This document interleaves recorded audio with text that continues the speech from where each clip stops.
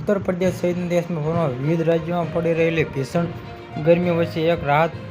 ભર્યા સમાચાર છે કે ઉત્તર પશ્ચિમ ભારતમાં હવામાનનો મિજાજ આવતીકાલે એટલે કે 26 એપ્રિલે બદલાઈ શકે છે, જેના કારણે યુપી સહિતના રાજ્યોમાં વરસાદી તોફાન એલર્ટ જાહેર કરાયું છે કે વિસ્તારોમાં મહત્તમ તાપમાન ઘટાડો જોકે હવામાન ખાતામાં પણ કહેવામાં આવ્યું છે કે દક્ષિણ ભારતમાં આગામી 5 દિવસની હીટવેવ અને લગભગ હીટવેવ અને સ્થિતિ ઉત્તમ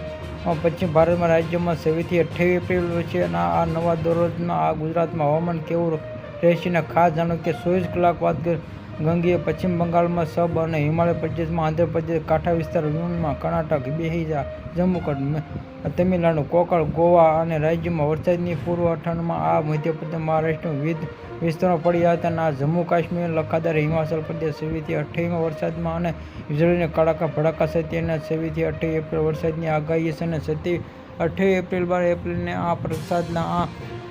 મેદાન વિસ્તારોમાં વાત કરીએ કે પંજાબ 27 થી 28 એપ્રિલના અને અન્ય રાજ્યોમાં વાત કરીએ કે મધ્ય મહારાષ્ટ્ર મધ્યપ્રદેશમાં છત્તીસગઢમાં પછીથી 27 આ મહારાષ્ટ્રમાં 28 પછીથી એપ્રિલ સુધી ઉત્તરી પશ્ચિમમાં 27 એપ્રિલમાં અને 27 એપ્રિલમાં અસમ મેઘાલય નાગાલેન્ડ મણિપુર મિઝોરમ ત્રિપુરા અને વરસાદના આંધી તોફાન ભારે પવન ફૂંકાવા એલર્ટ જાહેર કર્યું છે કે ગુજરાતમાં કેવી રીતે સ્થિતિમાં રાજ્યમાં હવામાન વિભાગ વૈજ્ઞાનિકે દાસ જણાવ્યું છે કે ખાસ કરીને આ બદલાવ ગરમી પ્રકાશો વધશે અને રાજ્યમાં